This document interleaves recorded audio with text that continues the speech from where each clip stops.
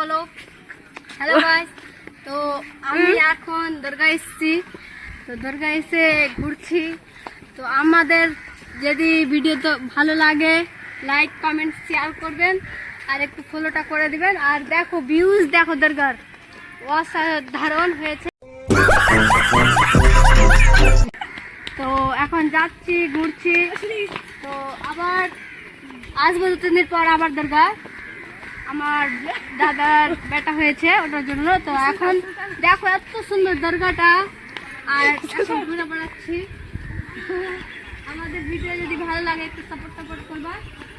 এখন ঘুরছি, ঘুরতে ঘুরতে খসতে গেছি গাইস। তো এখান থেকে এখন বন্ধ, তো মাদ্রাসার ওখানে যাবো।